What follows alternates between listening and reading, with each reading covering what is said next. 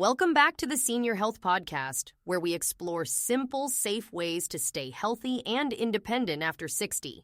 I'm Helen Carter, and today I'm once again joined by a geriatric doctor I truly trust. What treat? Hello everyone, I'm Dr. Frank Reynolds, and as always, we're here to give you reliable, easy-to-use health information you can apply in your everyday life. Frank, lately I've been hearing so much about vitamins. My friends are all taking different kinds. Some take multivitamins, others swallow a handful of pills every morning. Honestly, I'm a little confused. Which vitamins are truly essential for people over 60 to keep their muscles strong? That's a great question, Helen. After age 50-60, our bodies start experiencing something called sarcopenia, age-related muscle loss. Even if you eat well and stay active, your body may not absorb or use nutrients as efficiently as it used to. That's why certain vitamins become especially important, not just for overall health, but to help rebuild muscle, reduce inflammation, and keep you active.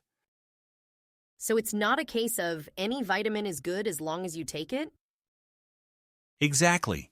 Taking the wrong type or dose can waste your money or even cause harm. That's why today we're going to explore the 5 most important vitamins for muscle health after 60, including natural food sources, recommended daily amounts, and the best times to take them. And make sure you stay until the end, because I'll be sharing an important warning about the risks of vitamin overuse, something many people overlook. Frank, I'm guessing the first vitamin you're going to talk about is vitamin D? I usually hear it's good for bones, but I'm not sure what it has to do with muscles. You guessed right, Helen. Vitamin D doesn't just keep bones strong. It plays a key role in maintaining muscle strength and flexibility. Without enough vitamin D, muscles can become weak, tired, and your risk of falls goes up. So vitamin D directly affects muscle strength, not just bone health? Exactly. Vitamin D helps your body absorb calcium and phosphorus, 2 minerals essential for muscle function. It also interacts with receptors in muscle cells, helping repair and rebuild muscle fibers after activity or injury. What signs should we look for if we might be low on vitamin D? In older adults, vitamin D deficiency can cause dull muscle aches, weakness, trouble standing after sitting, or nighttime leg cramps. Some people also notice balance problems more often. Sounds like a lot of people I know. So what's the best way to get enough, Frank? There are 3 main sources. Sunlight. Just 10-20 minutes of morning sun before 9 a.m., a few times a week, exposing arms and legs, is enough for your body to make vitamin D. Foods, salmon, mackerel, sardines, egg yolks, and fortified milk. Supplements. When diet and sun aren't enough, but always under a doctor's guidance. I've heard people can still be low in vitamin D even if they live in sunny places. Why is that? Several reasons. As we age, our skin produces less vitamin D, we tend to cover up more, spend less time outdoors, or have liver or kidney issues that affect vitamin D processing. So yes, even in sunny areas, many people still need supplements. How much is safe to take? For most adults over 60, 800-1,000 IU per day is the usual amount recommended to support bone and muscle health. But the exact dose can vary. Blood tests and your health status should guide the decision. And when's the best time to take it? Morning is ideal. Vitamin D is fat-soluble, so take it with a meal that contains healthy fat, like breakfast with avocado, Greek yogurt, or eggs, for better absorption. Can you take too much? Yes. Too much vitamin D can cause excess calcium in the blood, which may lead to kidney stones, irregular heartbeat, or even kidney damage. So don't take high doses for long periods without regular blood checks. I've seen people take 5,000 IU a day. That's only for short-term use under medical supervision for severe deficiency. For most people, doses that high over time can do more harm than good. Sounds like getting vitamin D right isn't as simple as I thought. But if you do, the benefits must be huge. Very much so. A study in the Journal of Clinical Endocrinology and Metabolism found that older adults with adequate vitamin D had stronger muscles, fewer falls, and faster recovery after injury compared to those who were deficient. Then I'll start with more morning walks and adding salmon to my weekly meals. Perfect, Helen. Just keep it consistent, and your body will thank you. And the next vitamin is just as important. It's like fuel for every muscle cell, helping deliver oxygen throughout your body.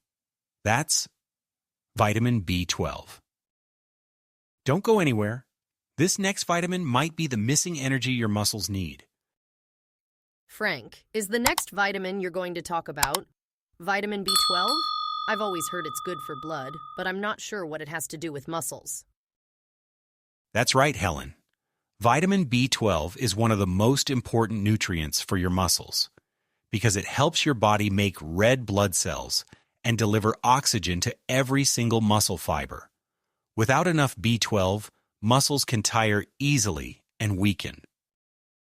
So B12 is kind of like the body's oxygen delivery system? Exactly. Think of your muscles as a factory and oxygen as the fuel. Vitamin B12 is the dispatcher making sure that fuel gets to the right place at the right time. Without it, the factory slows down, leading to fatigue and loss of strength.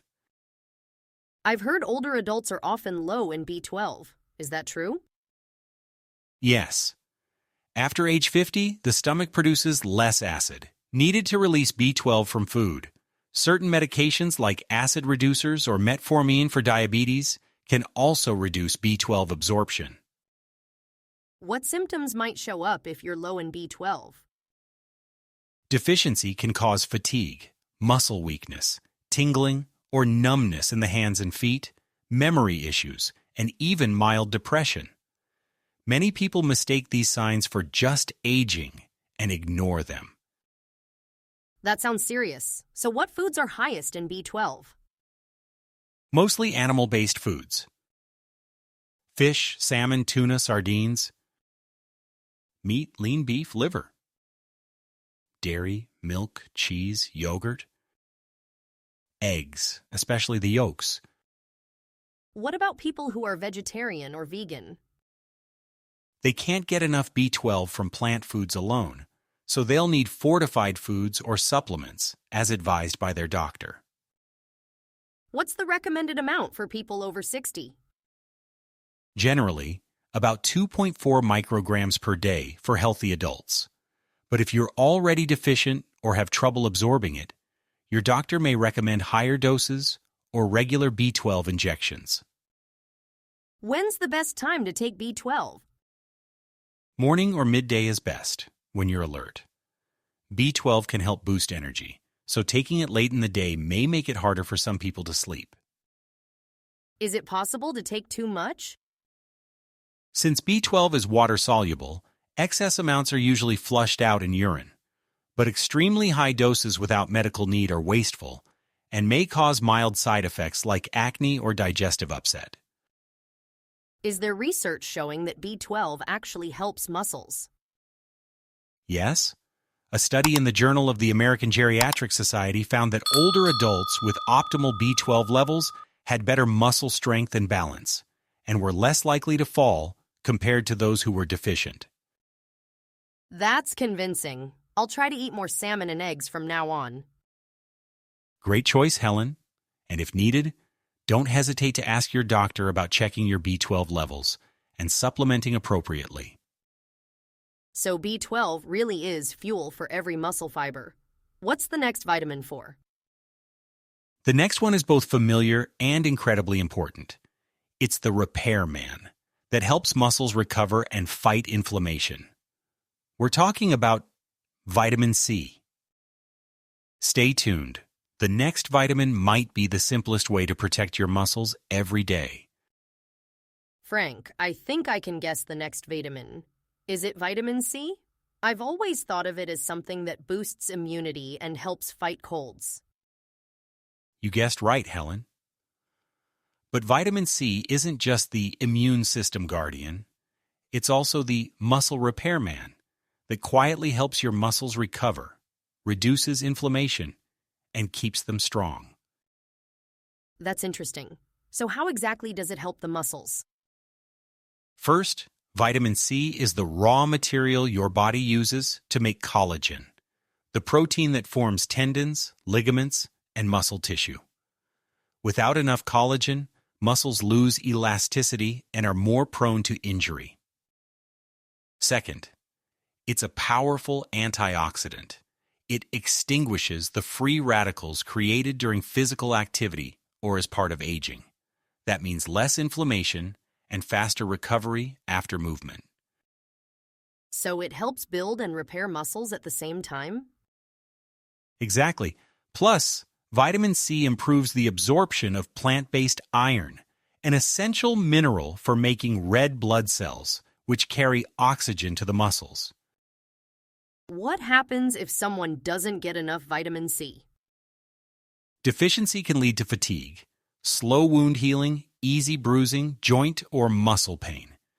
In severe cases, it can cause scurvy, though that's rare nowadays. Which foods have the most vitamin C? There are plenty of natural sources. Eat fruits, oranges, tangerines, kiwis, strawberries, guavas. Vegetables, red bell peppers, broccoli, kale. Fun fact, red bell peppers have about 3 times more vitamin C than oranges. What's the recommended daily amount for people over 60? Around 75 milligrams for women and 90 milligrams for men. Smokers or those exposed to high pollution may need more, since vitamin C is used up faster in the body. And the best time to take it? Split your intake and have it in the morning or midday for best absorption. Since vitamin C is water-soluble, it doesn't need fat to be absorbed, but taking it with a light meal can reduce stomach irritation. Can I just take a vitamin C pill instead of eating fruit? You can, but I always recommend getting it from natural foods first because fruits and vegetables also provide fiber and other nutrients. Supplements are best used when your diet falls short. Is there any risk of taking too much? Yes.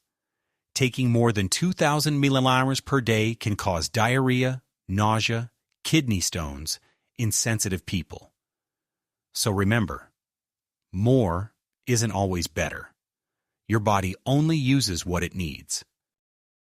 So a glass of orange juice in the morning is enough? If it's fresh squeezed from 1 to 2 oranges and you add some other fruits or vegetables during the day, that's plenty to meet your vitamin C needs. I like the idea of mixing different foods instead of relying on just one. That's a smart approach. Variety ensures you get a balance of nutrients without overdoing any single one. So now I know vitamin C isn't just for colds. It's an important muscle repairman. Exactly. And now let's move on to the next vitamin, the one that shields muscle cells from aging and helps keep blood flowing smoothly. That's vitamin E. Don't go away. The next vitamin might be the shield your muscles have been waiting for. Frank, I've often heard about vitamin E in the context of skin care and anti-aging, but I'm not sure how it connects to muscle health. You're right, Helen. Most people know vitamin E for beauty benefits, but few realize it's also a shield that protects muscle cells from free radical damage, a major factor in muscle weakness as we age. And what exactly are free radicals? They're unstable molecules formed when your body processes food or when you're exposed to pollution or UV rays. They can attack cell membranes, including muscle cells, reducing their ability to recover and making them more prone to injury. So what does vitamin E do to help? Vitamin E is a fat-soluble antioxidant. It intercepts free radicals before they damage cell membranes, keeping muscle fibers strong and elastic. It also supports healthy blood circulation, delivering oxygen and nutrients more efficiently to your muscles. And if someone doesn't get enough vitamin E? Long-term deficiency can lead to muscle weakness, slower reflexes, balance problems, and in rare cases, nerve damage. Even mild deficiencies in older adults can slow recovery after muscle fatigue or injury. Which foods are richest in vitamin E? Many nuts and plant-based oils are excellent sources. Almonds, sunflower seeds, hazelnuts, olive oil, sunflower oil, almond oil. Leafy greens like spinach also provide a good amount of vitamin E. What's the recommended daily amount? Adults need about 15 milligrams of vitamin E daily. The requirement doesn't change after 60, but absorption may decline, so variety in food sources is important. Should I take vitamin E supplements? You can, but food should be the first choice. Supplements should only be used if your diet falls short or on your doctor's advice. High doses, over 400 IU daily for long periods, can increase bleeding risk, especially for those on blood thinners. When's the best time to take it for absorption?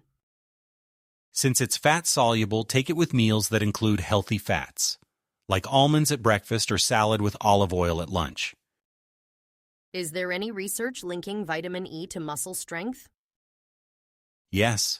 Some studies in older adults show adequate vitamin E can improve muscle strength and reduce soreness after activity, thanks to its anti-inflammatory and cell-protective effects.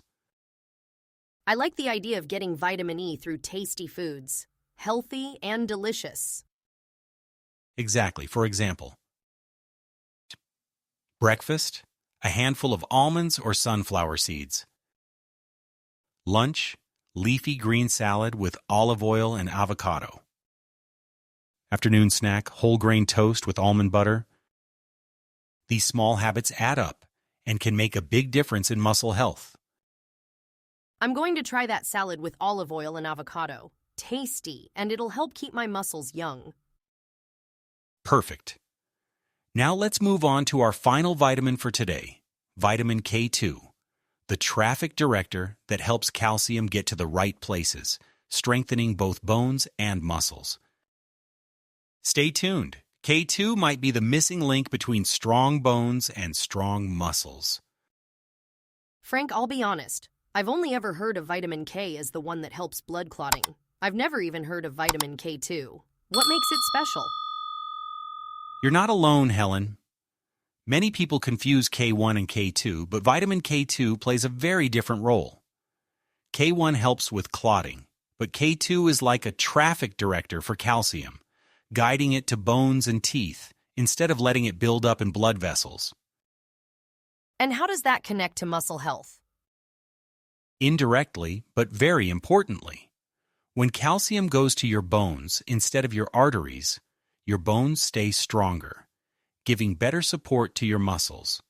Plus, K2 supports the work of mitochondria, the power plants inside muscle cells, so your muscles work more efficiently. What happens if someone doesn't get enough K2? Long-term deficiency can lead to osteoporosis, muscle weakness, and arterial calcification, meaning calcium ends up in the wrong place. This raises the risk of fractures and heart disease. That sounds serious. Where can we find K2? Top food sources include natto, fermented soybeans, a traditional Japanese food, hard cheeses like Gouda and Edam, eggs, especially the yolks, organ meats like liver. There's also a small amount in chicken and dairy products. I've never tried natto. Is there another way to get K2? If natto isn't your thing, try having hard cheese a few times a week, or pasture-raised eggs. They're tasty and high in K2. If your diet still falls short, supplements are an option, but choose the MK7 form for better absorption and longer activity in the body. What's the recommended amount for people over 60? There's no official RDA for K2 yet, but many experts suggest 90-120 mcg per day. And when should it be taken? Since it's fat-soluble, have it with meals that contain healthy fats, like salad with olive oil or breakfast with eggs and butter. Any danger in taking too much? From food, almost none. But high-dose supplements over long periods, when not needed, can upset the balance with other fat-soluble vitamins. And anyone on blood thinners should check with their doctor first. Is there research showing K2's benefits? Yes. A large Japanese study found that older women who ate natto regularly had higher bone density and a lower risk of fractures.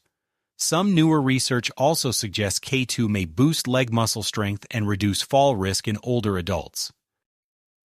Sounds like the missing piece in the bone muscle health puzzle. Exactly. I often tell patients, vitamin D is like the builder, and K2 is like the delivery truck that gets materials to the right place. Together, they make your house, your body, stronger and more stable. I'll try adding hard cheese and eggs to my weekly meals. Maybe I'll even see if there's a kind of natto I can handle.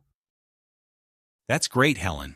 Small, consistent changes like that can make a big difference over time. And now, before we wrap up, I want to talk about something crucial: the danger of overdoing vitamins, because more isn't always better. Stay with us. The next part might save you from making a costly health mistake. Frank, after hearing about these 5 vitamins today, I feel like maybe I should run to the pharmacy and buy a bottle of each. But is that actually safe? Helen, that's a very common thought, and it's one reason many people accidentally harm their health by over-supplementing. I always thought vitamins were good, so the more you take, the healthier you are, right? That's a dangerous misconception. Our bodies only need a certain amount of vitamins to function well. Taking too much, especially of fat-soluble vitamins like D, E, and K2, can cause them to build up in your body and lead to toxicity. Vitamin toxicity? That sounds serious. What can it cause? For example, vitamin D in excess over time can raise calcium levels in your blood, leading to kidney stones and irregular heartbeat. Vitamin E in high doses can thin your blood too much, increasing the risk of internal bleeding, especially if you're on blood thinners. Vitamin K2 taken in large, improper doses can throw off the balance with other vitamins and interfere with medications. What about water-soluble vitamins like B12 and C? With B12 and C, the excess is usually flushed out in your urine, but at very high doses they can still cause diarrhea, stomach upset, rashes, or even insomnia. Over time, high doses can also stress the kidneys. So what's the safe rule of thumb, Frank? A few simple principles. Frank, I really feel like I understand vitamins much better now.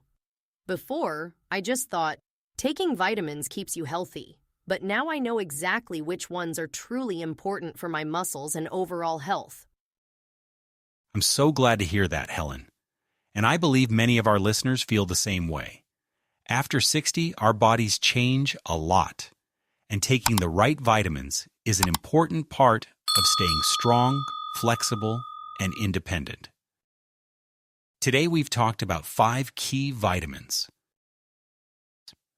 Vitamin D helps your body absorb calcium, maintaining muscle and bone strength. Vitamin B12 supports oxygen and energy delivery to your muscles. Vitamin C produces collagen, reduces inflammation, and aids muscle recovery. Vitamin E protects muscle cells from damage and improves circulation. Vitamin K2 guides calcium to the right places, strengthening bones and muscles. It's like each vitamin is its own teammate, but together they form the perfect lineup to protect muscle health. Exactly. But remember, the right type, the right dose, and the right timing are what bring results. And always prioritize natural food sources before considering supplements. I'm also really struck by what you said about the dangers of overusing vitamins. That's going to make me much more careful. That's exactly my goal. Taking vitamins should make you healthier, not add more risks. If you're listening to this podcast, share in the comments. Which vitamins are you taking now, and which ones would you like us to talk more about? And if you found today's episode helpful, send it to a friend or family member, because it might just help them make better choices for their health. Join us next time when we'll talk about everyday habits that seem harmless but slowly weaken your muscles over time. Thank you for listening to the Senior Health Podcast, where we help each other live healthier, happier, and more meaningful lives every day.